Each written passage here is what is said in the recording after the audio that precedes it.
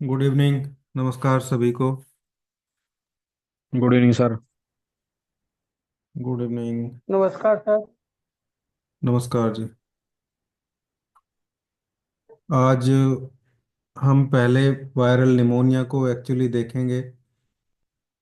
ये दो तीन लोगों का रिक्वेस्ट आया है, थोड़ा चल भी रहा है अभी आजकल ये वायरल फीवर के बाद में। और एक हमारे ग्रुप में एक और जो है वो सैड न्यूज़ है। हमारे ग्रुप में मैडम है एक रंजू सरकार, उनका मुझे पता चला उनके भाई थे हमारे पहले ग्रुप में। उन्होंने बताया उनकी बहन एक्सपायर हो गई हैं। वो यंग एज में ही ड्यू टू फीवर हुआ। फीवर होने के बाद फिर कहीं ना कहीं जो वायरल इन्फेक्शन होता है वो अगर प्रॉपर वे में ट्रीट ना हो या उसको अनट्रीटेड छोड़ें या वो प्रोग्रेसिव रहे तो फिर वो निमोनिया की तरफ जाता है। और उस केस में जब ऑक्सीजन लेवल कम हो जाता है, पेशेंट अगर ज़्यादा देर तक लो ऑक्सीजन पे रहे तो फिर समस्या गड़बड़ हो जाती है। जो वाइटल ऑर्गन्स हैं वो अ, लगभग फेलियर की तरफ चले जाते हैं। जैसे ऑक्सीजन डेफिशिएंसी होने पे या हाइपोक्सिया जब हो जाता है तो ब्रेन को बहुत जल्दी नुकसान होता है। ब्रेन वैसे भी ब्रेन में जो कुछ मर जाता है वो वापस दोबारा आने की संभावना ना के बराबर ही रहती है। और दूसरा, लीवर में प्रॉब्लम होने लगती है, लीवर के साथ किडनी में प्रॉब्लम होने लगती है।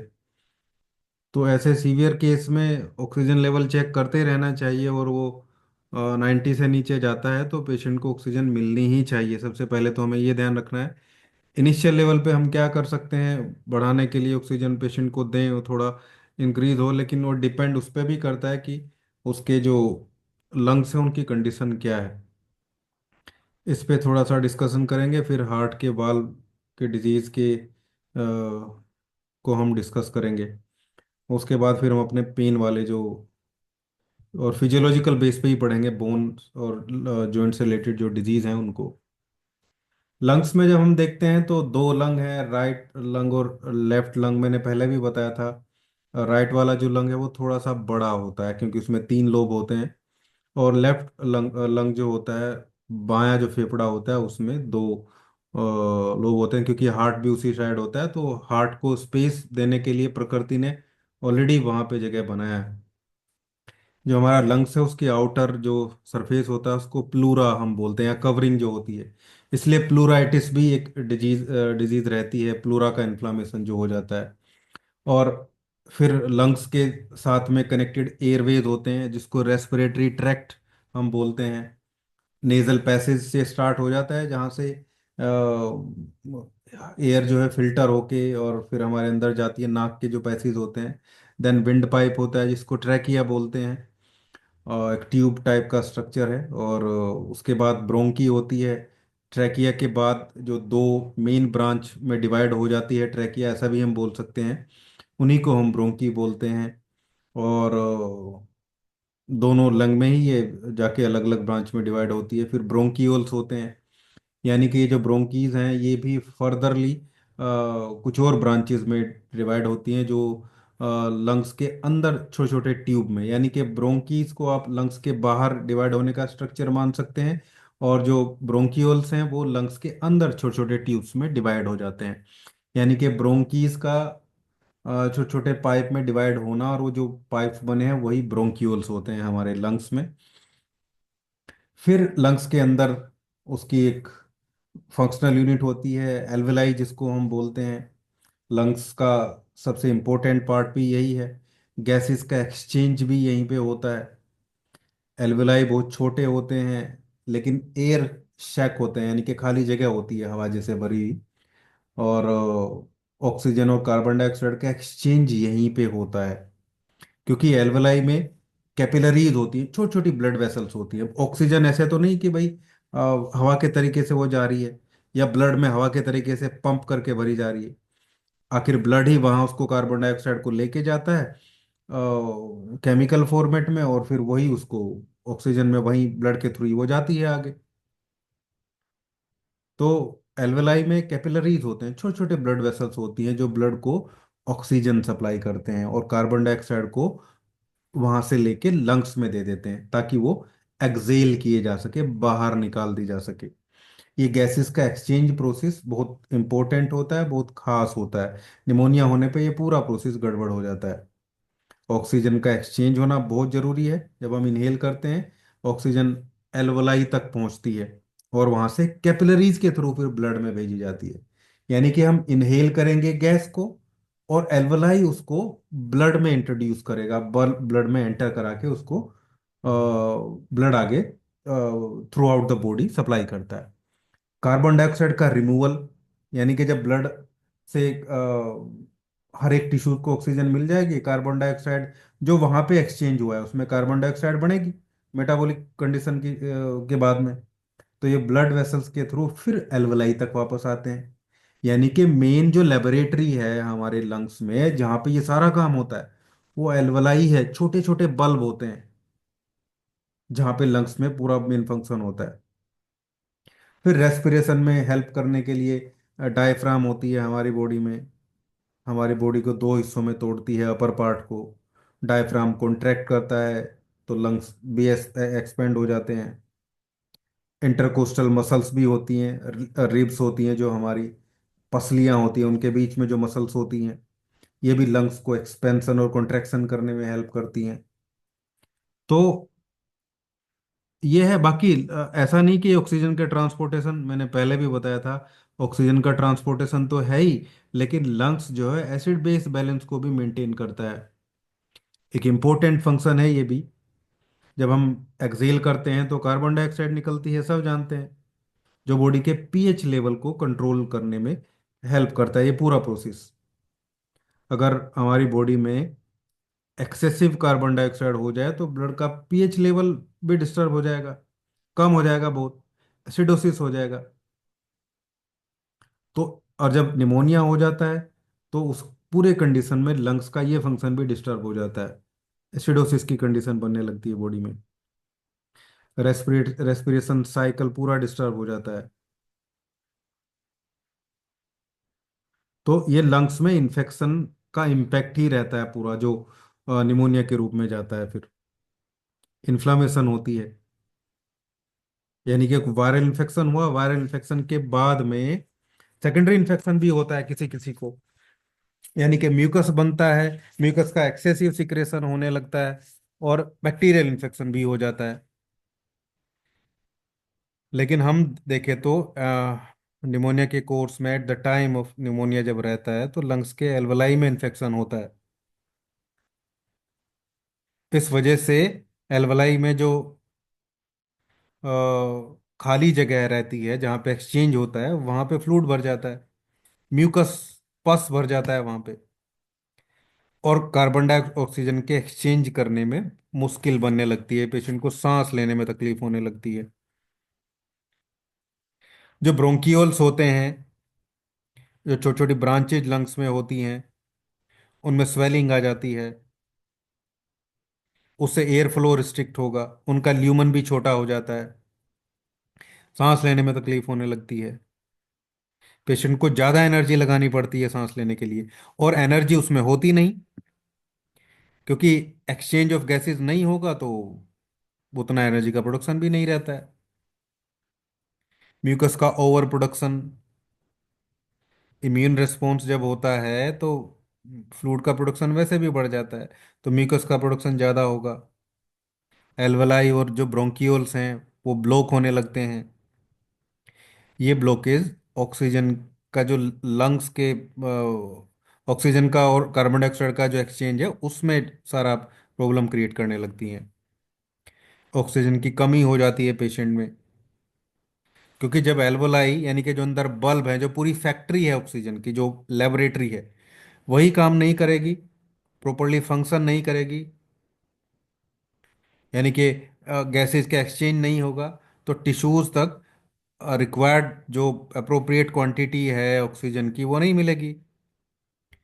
हर एक टिश्यू को हाइपोक्सिया हो जाएगा, हर एक टिश्यू में ऑक्सीजन की कमी हो जाएगी, हर एक टिश्यू में फटीग हो जाएगी, पेशेंट में ओवरऑल फटीग, डिजीनेस, और मैंने आपको बताया बहुत ज़्यादा देर तक ऑक्सीजन की सप्लाई कम रहने से ऑर्गन फेलियर की तरफ जाने लगते हैं।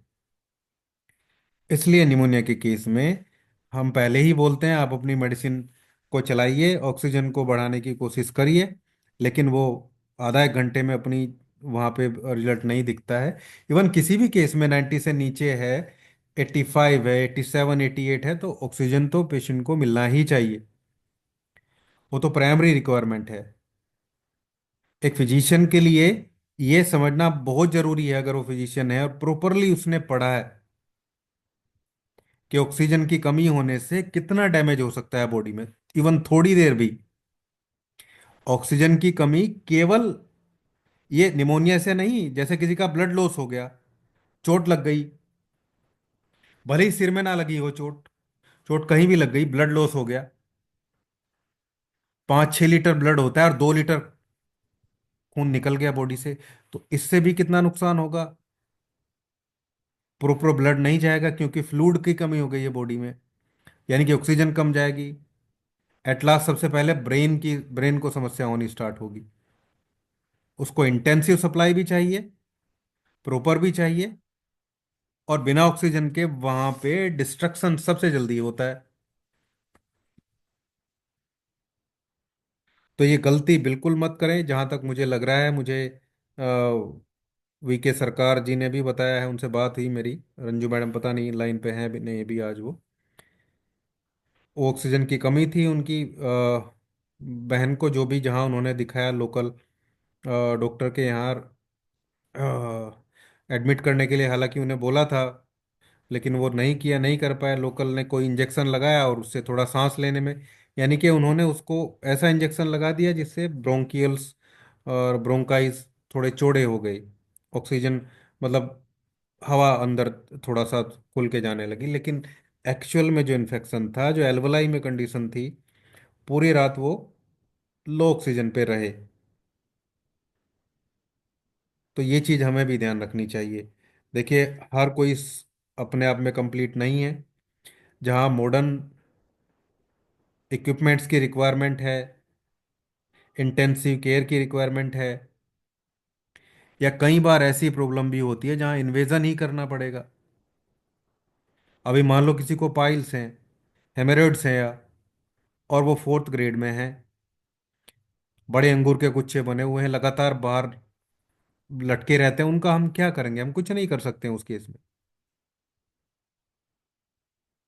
आप थोड़ा बहुत पेन में रिलीफ लग जाएगा, लेकिन कितनी देर? आप समझिए, बॉडी का एक पार्ट जो नॉर्मल कंडीशन में होना चाहिए, वो एनल के रास्ते से, एनस के रास्ते से बाहर निकल रहा है और प्रेशर में है, उसमें ब्लड भरा हुआ है, और वो सर्कुलेशन भी वहां पे स्टॉप हो गया है, तो उसमें पेन रहेगा ही रहेगा। जब तक उसको खाली नहीं करा जाएगा, बहुत इंटेंसिव पेन रहेगा। और स्टूल भी पास करना जरूरी है पेशेंट को। स्टूल बिल्कुल लिक्विड पास करना होगा। थोड़ा सा भी हार्ड होगा तो फिर बहुत ज़्यादा पेन होगा। या किसी को गोल ब्लेडर स्टोन है, 12-15 mm के स्टोन है, उसके साथ साथ और भी बहुत सारे स्टोन है, पूरा गोल ब्लेडर डिस्टेंडेड है, भरा हुआ है, उसमें क्या करेंगे? हम कर लेंगे, ऐसा नहीं है कि वो डिजोल्व होंगे, कम भी होंगे, लेकिन कितना टाइम लगेगा? इस टाइम अगर कुछ गड़बड़ होके वो जो गोल ब्लेडर है वो अटैच हो जाए, लीवर के साथ में चिपक जाए, तो गोल ब्लेडर कैंसर हो सकता है, लीवर कैंसर हो सकता है। और अगर वो फट गया अंदर ही, तो फिर पेशेंट की जान भी जा सकती है, इतना एक्यूट कंडीशन रहती है। इसलिए presence of the mind, sense of the science, ये आप हमेशा आगे रखिए। ये तभी होगा जब हमें ये फिजियोलॉजिकल तरीके से चीज़ों का पता होगा। इसलिए मैं इतना फोकस कर रहा हूँ। कब से पढ़ रहे हैं हम? देखिए, लगभग गर्मी में स्टार्ट किया था बैच हमने, अभी तक लगातार हम लोग पढ़ रहे हैं, हर टॉपिक पे पूरा फोकस कर रहे हैं। अब और अभी और भी टाइम लगेगा, इसका यही तो रीज़न है। नहीं तो क्या करना है, एक दिन में हार्ट पढ़ाओ, अगले दिन सारी डिजीज कंप्लीट करा दो, फॉर्मूले ही तो बताने हैं बस। कुछ लोग हैं ऐसे भी बैच में रहते हैं, केवल फॉर्मूला, लेकिन उनको ये नहीं पता कि आगे बढ़ना है और सीखना है, और लोगों के साथ एक तरीके से, क्योंकि हम पे विश्वास करके लोग आते हैं, वो ये समझ के आते हैं कि जैसे भगवान का स्वरूप होता है। उसके लिए पढ़ाई जरूरी है, समझना बहुत जरूरी है चीज़ों को। तो ये प्रॉब्लम हाइपोक्सिया ये लास्ट में बनता है, और ये बुरी स्थिति हो जाती है, इम्पेयरमेंट पूरा गैसेस के एक्सचेंज का हो जाता है, एल्वोलाई में फ्लूइड और कहीं ना कहीं पस जैसी कंडीशन भी बढ़ जाती है। ऑक्सीजन का ब्लड में एब्जॉर्ब होना और कार्बन डाइऑक्साइड का ब्लड से निकलना, ये दोनों प्रोसेस ही बहुत स्लो हो जाते हैं। सांस लेने की एफिशिएंसी ड्रास्टिकली कम हो जाती है, एकदम ड्रास्टिकली कम हो जाती है।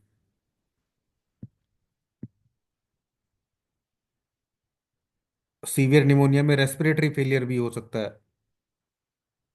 इतना इम्पेयरमेंट होता है, इतनी गड़बड़ होती है कि वेंटिलेटर की रिक्वायरमेंट पड़ जाती है एकदम से, एक ही दिन में या 2 ही दिन में। इतना अक्यूट बुरी स्थिति में भी निमोनिया ले जा सकता है। ऐसे बहुत पेशेंट हमने देखे हैं, जाने समझे हैं, एनालाइज किया है, अपने पास आने वाले भी, अपने रिलेशन में भी, अपने नोन पर्सन में भी, कि पता चला है कि कल बुखार हुआ था और आज वो वेंटिलेटर पे है।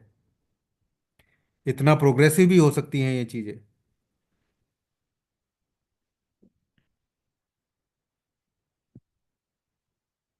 इम्यून सिस्टम बहुत वीक हो जाता है इसमें।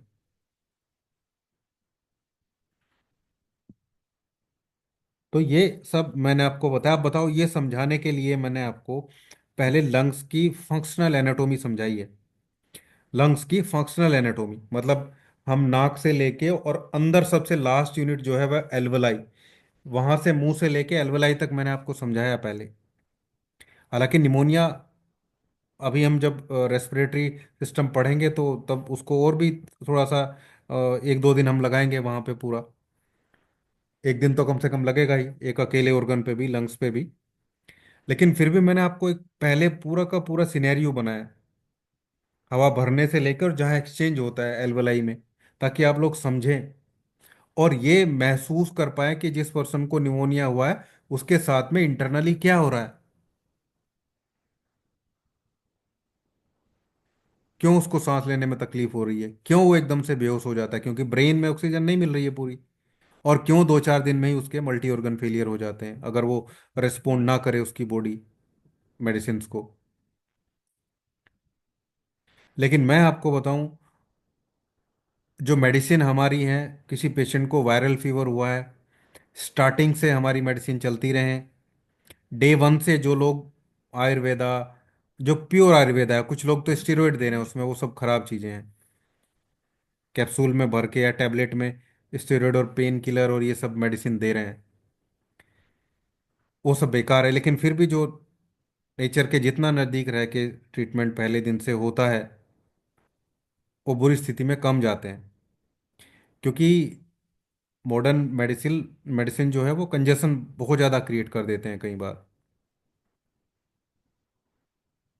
या एंटीबायोटिक जब रिक्वायर्ड नहीं होती है तब चल रही हैं, उनसे प्रॉब्लम हो जाती है। खासकर इम्यूनो सप्रेसेंट जो होते हैं, जिनकी इम्यूनिटी कम होती है पहले से ही लोगों की। तो जो मेडिसिन मैंने आपको बता रखी हैं वायरल फीवर में, वो चलेंगी कफ के लिए, कोल्ड के लिए, फीवर के लिए। और ब्रोंकोएल जो मैंने आपको दिया है, मैं हमेशा बोल रहा हूँ ब्रोंकोएल बना के रखिए, कम से कम 100 ml आपके क्लिनिक में हर टाइम होना चाहिए। कॉमन कोल्ड का पेशेंट आ रहा है, कोई दिक्कत नहीं, आप दीजिए उसको, कोई नुकसान थोड़ा ही हो रहा है। पेशेंट को ना विक्स लेने की जरूरत, ना बाम लेने की जरूरत है। 10 बूंदे चेस्ट पे लगाओ, 10 बूंदे बैक पे लगाओ, ज़्यादा करिए कॉटन पे। एक कॉटन लीजिए, उस पे 5 ड्रॉप डाल के स्मेल करा दीजिए पेशेंट को। क्लिनिक में ही रिजल्ट लीजिए आप। जो ब्रोंकोल सेम इंग्रेडिएंट के साथ होना चाहिए जो मैंने बताया आपको, जो बेस बनाना बताया मैंने, 5 4 5 ऑयल के साथ में, और अपनी मेडिसिन। आप स्मेल कराइए वहीं क्लिनिक पर, वहीं रिजल्ट देखिए। पॉइंट नंबर 3 का ध्यान रखिए, जहाँ तिलक लगाते हैं वहाँ। ज़्यादातर केस में नाक बह रहा है तो आर ई लगा दीजिए आप, REY, नहीं तो W ही दे दीजिए। तो पेशेंट उस लेवल तक नहीं जाएगा। ठीक है, अब ये स्थिति है। अब हम एक्चुअल में क्या कर सकते हैं वो मैं आपको बता रहा हूँ। ये मैंने आपको फंक्शनल एनाटोमी के साथ में इसकी बेसिक फिजियोलॉजी समझाई है कि एक्चुअल में वायरल निमोनिया, किसी भी निमोनिया में एक्चुअल क्या प्रॉब्लम आती है पेशेंट में। अब क्या देना है पेशेंट को, तो P1 P3 ये दोनों मेडिसिन ही देनी है, क्योंकि वो तो एकदम लास्ट कंडीशन है, डिजीज की भी लास्ट कंडीशन है। C5, या ऑक्सीजन कम है तो C5 को आप यहाँ रुक सकते हैं, P1 P3 के साथ दीजिए। या ऑक्सीजन के लिए आप अलग से चीज़ों की तरफ भी जा सकते हैं। या फाइब्रोसिस जैसी कंडीशन है तो P2 का सिलेक्शन भी करना पड़ सकता है। वो स्टेज पे डिपेंड करता है, क्या पूरे एकदम वाइट हो गया लंग पूरा, जब एक्सरे होता है तो फिर तो बुरी स्थिति है। पूरा लंग वाइट है तो उसको कहीं ना कहीं मैकेनिकल वेंटिलेशन या वेंटिलेटर से पहले एक मशीन आती है CPAP वगैरह, उसमें भी थोड़ा फोर्सफुली ऑक्सीजन को अंदर दिया जाता है पेशेंट को, उसकी रिक्वायरमेंट रह सकती है। लेकिन P1 को ऑक्सीजन कम है तो उसके तरीके से मैं बताऊंगा। यहाँ आप P3 ले लीजिए। P3 C13, C5 को दूसरे उसमें लेंगे हम। ए ग्रुप से A1 आर्टेरियल एक्सचेंज के लिए F1, और B इसको 200 में देना है।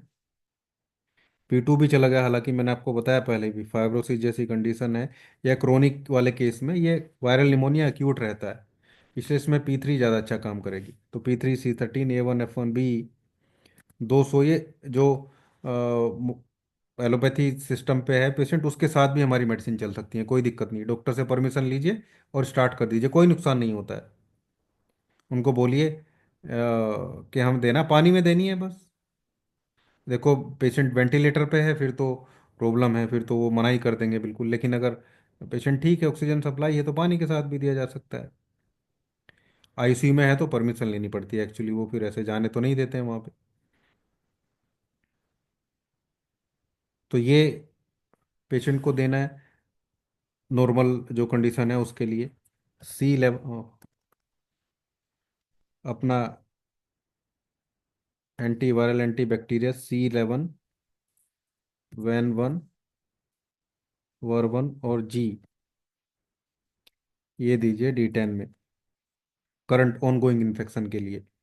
ये नॉर्मल कंडीशन रहेगी।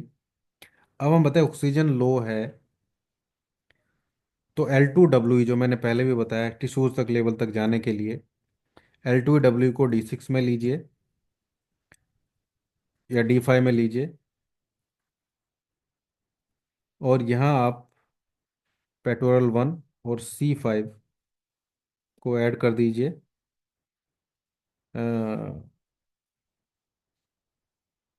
3 से 5 बूंदे, 3 से 4 ड्रॉप, 3 ड्रॉप बहुत रहेंगे, 3 ड्रॉप D3 से, दोनों मेडिसिन की। यानी कि इनको थोड़ा सा पॉजिटिव एस्पेक्ट में रखेंगे। हालांकि यहाँ C2 हम ले सकते थे, C2 भी लंग्स की रेमेडी है, लेकिन क्योंकि ये स्थिति लास्ट स्टेज वाली रहती है तो C5 ज़्यादा अच्छा काम करेगी। दूसरा C5 कहीं ना कहीं एक जो पॉजिटिव वे में जाएगी तो वहाँ थोड़ा एनर्जी भी टिश्यूज लेवल पे प्रोड्यूस करने का काम करती है। तो L2W को D5 में या D6 में भी ले सकते हैं। अगर ज़्यादा पेशेंट को लगता है इन्फ्लामेटरी कंडीशन है तो D6 में ले सकते हैं। मैं D5 या D6 कर देता हूँ। ज़्यादा वीक है, फीवर बार बार चल रहा है पेशेंट को, तो D6, उसका मतलब इन्फ्लामेशन है, तो फीवर नहीं टूट रहा है तो D6 में ही लीजिए, अदरवाइज D5 में लीजिए। D5 से थोड़ा बहुत उसको एनर्जी भी मिलेगी। तो L2W D5 में लेके, और लेकिन L2 ही लेना है, S1 L1 A3 मिक्स मत कर देना। ऐसे ही L2 जैसे बनता है S1 जितना पार्ट है, L1 जितना पार्ट है, E3 जितना पार्ट है, उसमें E3 कम रहता है सबसे। उसी रेशियो में मिक्स करना है L2WE और P1C5। ये कब देना है? जब लो ऑक्सीजन हो, ऑक्सीजन लेवल लो है तो ये देना है। साथ में अपना ब्रोंको ऑयल। निमोनिया के सिम्टम्स जैसे ही दिखें, पेशेंट को सांस लेने में तकलीफ हो, सांस लेने के लिए ज़्यादा जोर लगाना पड़े, उसकी रेस्पिरेशन क्लियरली विजिबल हो, उसकी चेस्ट पे देखने से नजर आए कि हाँ, इसको थोड़ा जल्दी जल्दी सांस लेना पड़ रहा है, वीजिंग हो, साउंड हो, थोड़ी ब्लूइशनेस आ सकती है, नेल्स में थोड़े नीले नाखून दिख सकते हैं ऑक्सीजन की कमी की वजह से, ब्रेन फोग रह सकता है, थोड़ा कंफ्यूजन जैसी कंडीशन रह सकती है पेशेंट को, फेंटनेस, थकान, कमजोरी, सांस लेने में तकलीफ के साथ। ठीक है, सांस तेजी से लेनी पड़ रही है, सांस फूल रही है, नाखूनों में नीलापन नजर आता है, ब्रेन फोग जैसी कंडीशन है, कंफ्यूजन जैसी स्थिति है, तो ऑक्सीजन चेक करिए एकदम से। उसकी ऑक्सीजन आप देखेंगे थोड़ी कम मिलेगी वहाँ पे, 90 के आसपास मिलेगी, 90, 91 या 87, 88, 89, इस तरीके से आपको मिलेगी। तो ऐसी सभी स्थिति में आपको सीधा डायरेक्टली ये चीज़ें स्टार्ट कर देनी है। जैसे ही आप ये सब चीज़ स्टार्ट करेंगे, पेशेंट को रिलीफ लगना शुरू हो जाएगा। वैसे तो मैंने आपको पहले ही बताया, अगर हम अपना वायरल वाला ट्रीटमेंट, कफ है तो कफ वाला ट्रीटमेंट, क्योंकि जब हम कफ वाला प्रोटोकॉल देते हैं पेशेंट को, हमें लगता है कि पेशेंट को जो म्यूकस है वो बाहर निकालने की जरूरत है, तो हम वही मैंने आपको बताया, S10P4 और बी को D4 में ग्लोब्यूल्स में दे देते हैं, और अपना जो वायरल का प्रोटोकॉल है फीवर वाला वो चला देते हैं उसका। और लगता है हमें उसको ड्राई अप करने की ज़रूरत है, या बहुत ज़्यादा म्यूकस को सिक्रेट कराने की ज़रूरत नहीं है, या म्यूकस ज़्यादा सिक्रेट हो रहा है उसे रोकने की ज़रूरत है, तो हम अपना कफ वाला प्रोटोकॉल दे देते हैं, D6 में, D10 में दे देते हैं। इवन आरी को भी दे सकते हैं आप। आपको लग रहा है बहुत ज़्यादा म्यूकस प्रोड्यूस हो रहा है, तो आरी को 200 में दे दीजिए आप, 30 में दे दीजिए, 200 में दे दीजिए, क्या दिक्कत है? कुछ भी नहीं। क्या कोई नुकसान थोड़ा ही होने वाला है। उसका काम है रेड इलेक्ट्रिसिटी का, जैसे ही आप नेगेटिव डाइल्यूट करके दोगे, D6 से स्टार्ट हो जाती है रेड इलेक्ट्रिसिटी म्यूकस के सिक्रेशन के लिए, ग्लैंडुलर सिक्रेशन को रिड्यूस करने के लिए। इवन हम तो किसी का डायरिया नहीं रुक रहा है तो उसको भी दे देते हैं, आर ई को D6 में या D10 में दे देते हैं जब नहीं रिलीफ लग रहा है। C4 और आर ई ऐड कर दो उसमें, या वहाँ से बी हटा दो, जो मैंने आपको डायरिया वाला प्रोटोकॉल बताया हुआ है, डिसेंट्री वाला, और उसमें आर ऐड कर दो आप। तो आर को थोड़ा लाइटर रखो। डेनिटेशन के टाइम भी C4 आर अच्छा काम करता है बच्चे के लिए। जब दस्त होते हैं उसको 4 से 6 बार, 10 बार, 12 बार, ग्रीन कलर के दस्त होते हैं। तो ये मेडिसिन को जब आप समझेंगे डिटेल में, और केवल फिजियोलॉजी केवल डिजीज की थोड़ा ही होती है, फिजियोलॉजी मेडिसिन के एक्शन की भी तो होती है ना, कैसे कोई मेडिसिन कैसे एक्शन करती है बॉडी में जाके। जैसे अभी मैंने एक वीडियो डाला था कि टेरिस्ट्रिस ट्रिबुलस जो है, गोखरू जो है, वो कैसे काम करता है टेस्टोस्टेरोन को बढ़ाने के लिए। वो सीधा टॉप ऑफ द ऑर्डर पे हाइपोथैलेमस पे काम करता है, GnRH को बढ़ाता है, LH FSH के सिक्रेशन को बढ़ाता है। तो हर एक मेडिसिन की भी फिजियोलॉजी है, ऐसा थोड़ा ही है कि ऐसे ही मेडिसिन को मैटी जी ने ऐड कर दिया। हर एक प्लांट की फिजियोलॉजी पढ़ी उन्होंने, एक वो प्लांट ह्यूमन बॉडी पे कैसे काम करता है उसको पढ़ा, तभी मेडिसिन में ऐड किया गया, ऐसे नहीं ऐड किया। और हमें पढ़ना भी ऐसे ही चाहिए। शायद जो ओरिजिनल मटेरियल हो, जो किसी को मिला नहीं, मैटी ने जो लिखा था या जिसके पास है उसने ओपन नहीं किया, वो शायद ऐसे ही रहा होगा। हर एक प्लांट का पूरा बोटेनिकल स्ट्रक्चर होगा, उसका हैबिटेट के बारे में लिखा होगा, उसका पूरा जो केमिकल कॉन्स्टिट्यूएंट्स है वो लिखा होगा, हर एक कॉन्स्टिट्यूएंट्स की फिजियोलॉजी क्या है, वो कैसे काम करता है ब्रेन में। जैसे अभी पिछली क्लास में मैंने आपको बताया था, स्ट्रेचिंग कर बताया था नक्सोमिका के लिए। कुचला, नक्सोमिका कोई विदेशी प्लांट नहीं है, नक्सोमिका इंडियन प्लांट है भाई, कुचला है वो। हजारों साल से आयुर्वेद में यूज हो रहा है, और ऐसे यूज हो रहा है, थोड़ी क्वांटिटी में, बहुत कम क्वांटिटी में। ब्रेन से रिलेटेड, नर्वस सिस्टम पे सीधा इफेक्ट करता है वो। ये सब जगह लिखा है। तो ये चीजें हमें ध्यान रखनी है कि हम डिजीज का भी फिजियोलॉजी बताओ, मेडिसिन की भी अच्छे से बताओ।